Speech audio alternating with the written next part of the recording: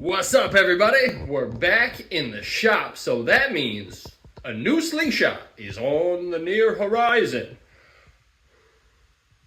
My shop has no heat, and it's 6 degrees below zero outside.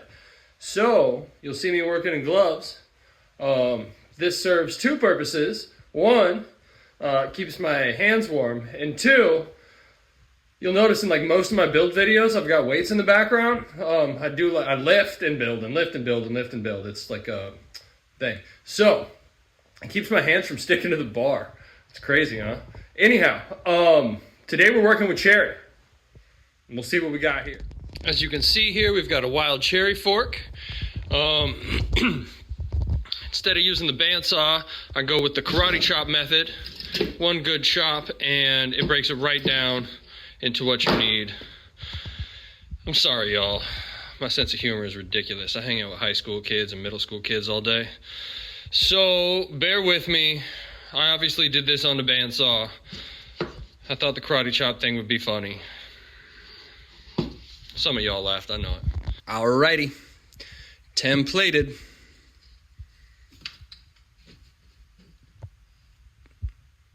Next step is bandsaw. Bandsaw, cherry fork.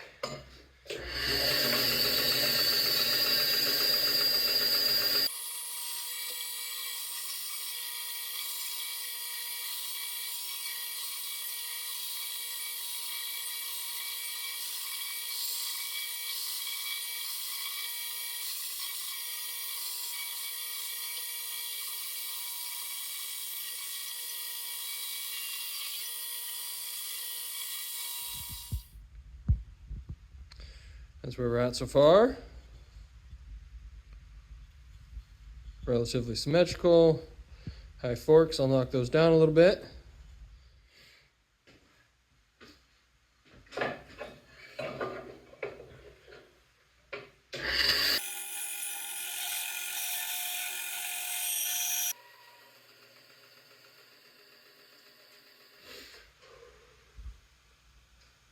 All right, that's what we're gonna work with.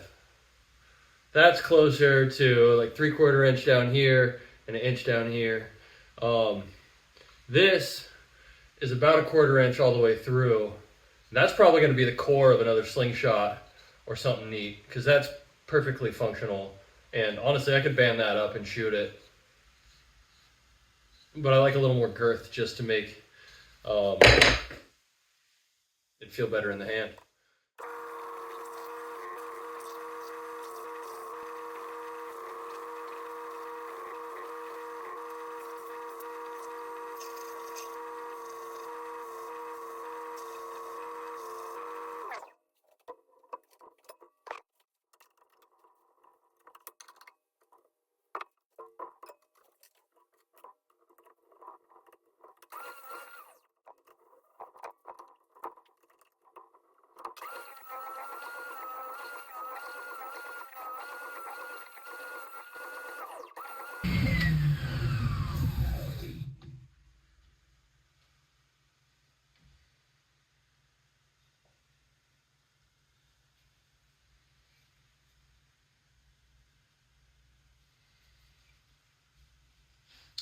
All right. Router. Did we survive? Oh, I dinged up my slingshot. She'll buff. She's frosty, boys.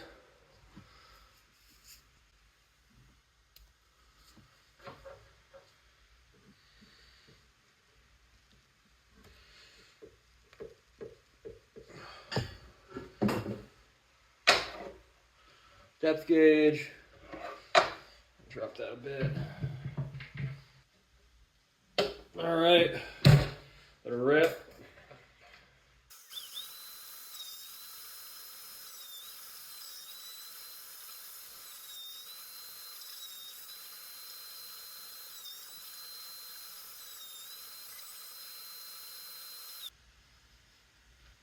I've obviously still got to clean up these little tabs here. And I don't like hitting the end grain on these little forks because they split out real bad.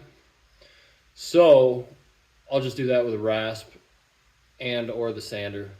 That's pretty easy. But this gives you a pretty nice shape pretty quick. So I'm going to skinny up the throat of this just a little bit to make it more... Actually, that's pretty nice right there. I'll put a little bit of contour in it just to keep it sexy, but yeah, we're pretty close to done. Sandpaper doesn't take much when you've got a good sharp router bit. So I'll knock the rest of this down, give it a quick sand, clean up some of these edge marks here, and show you where I'm at. But this is coming along beautifully. I'm gonna do a little contouring on this because I don't like the big fat square ugly end.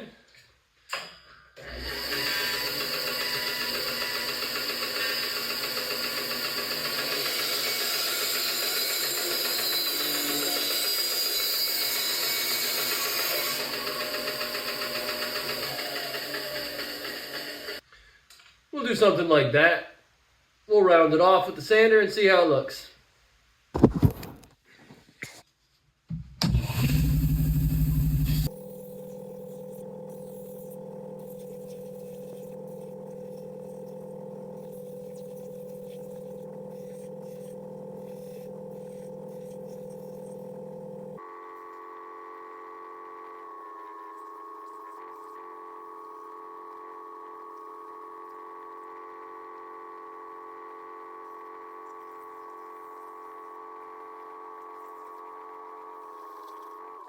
So right now this fork's just a little bit heavier than this one is.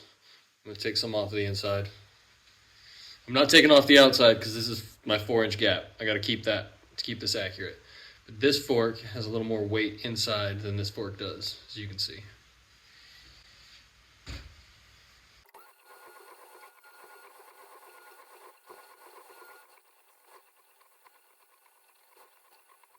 There we go, the black background. That's much closer, at least to visually even.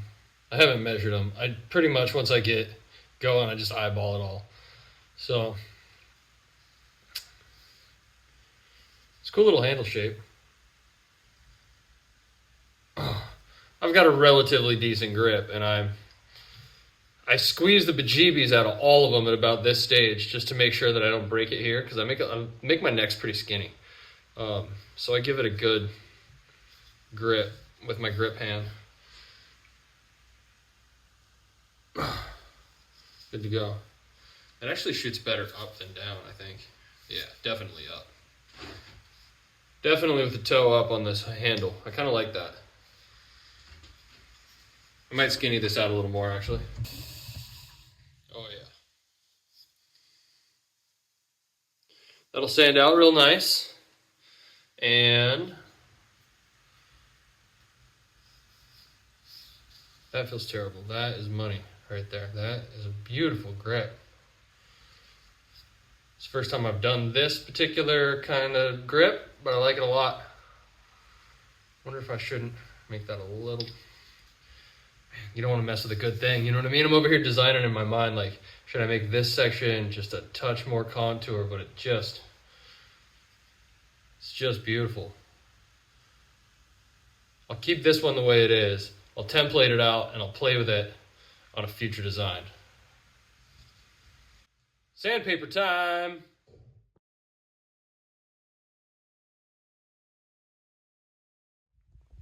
All right, here we are. We have this roughed out and, hit on the belt sander. I'm gonna do the rest of the sanding by hand, obviously. And I'm gonna start with 100, go to 120, 150, 180, and I spend a lot of time in the 100 range, right? Like from 100 to 150. Just making sure that I've got every tool mark out of this. As you can see, there's a lot of tool marks, just even from this range without me zooming in at all. You can just see where it's left lines and high spots. I get rid of all those in the 100 to 120 range.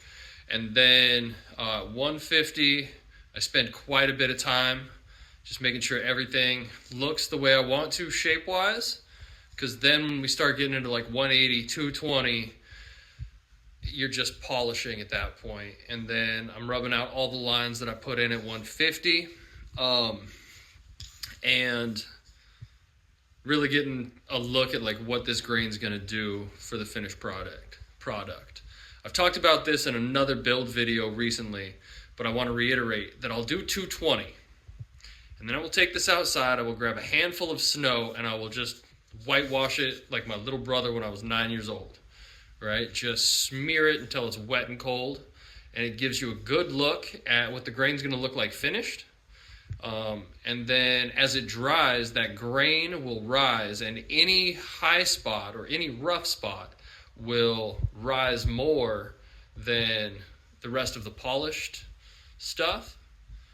Then you go back over it with 220, focusing on those particular rough spots, and you get a much, much cleaner finish. So I'll do that at 220, and then I'll repeat that process again at 320, or I think it's 320.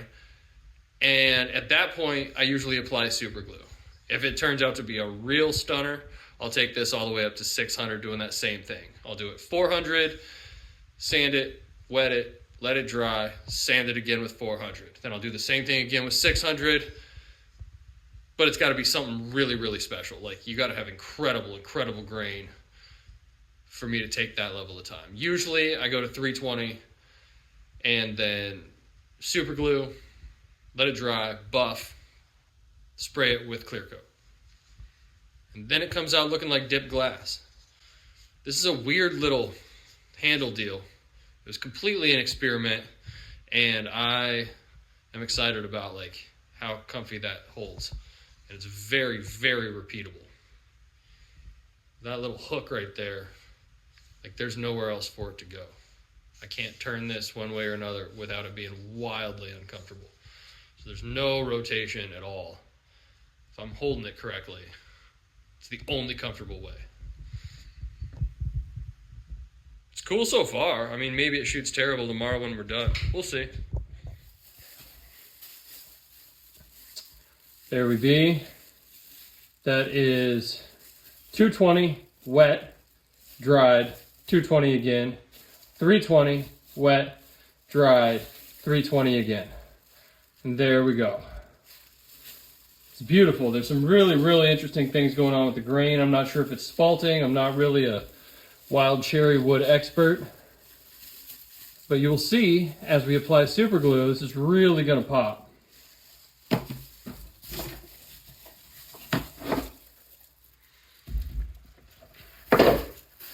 I talked myself out of it. When it's cold, this stuff gets really, really, really viscous.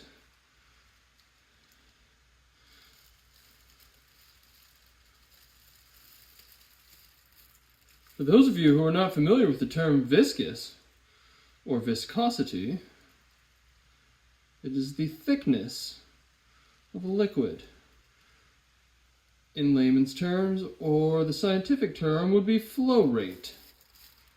The colder super glue gets, the less it wants to flow, i.e. gets thicker and more difficult to apply.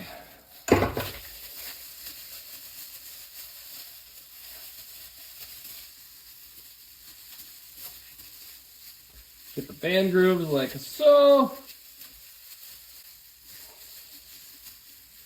And then, let me move over here. Oh.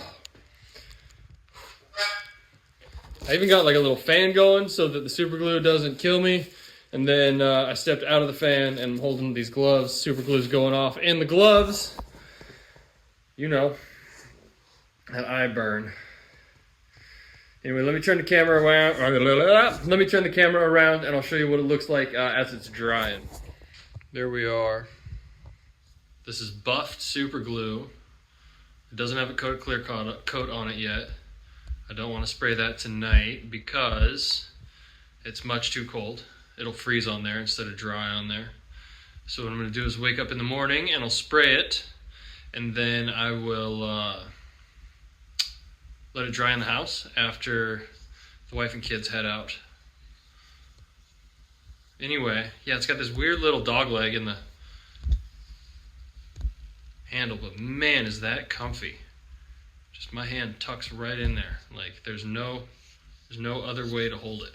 Like that's, yeah, ideal. All right, ideal. So I'm really liking that. Let me give you a little bit better close up of the grain. That's not doing it. Let me find a better angle. See you in a sec.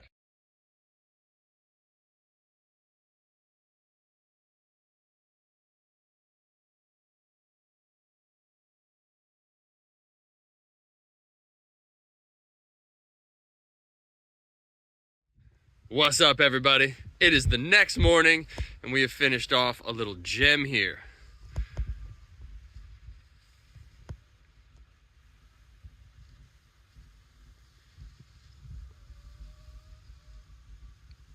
The finish on this came out really, really nice. Got to shoot it foot up, but man, does that hold good. It's like no option for getting the grip wrong. Yeah. Catch you on the next one. Thanks for coming along.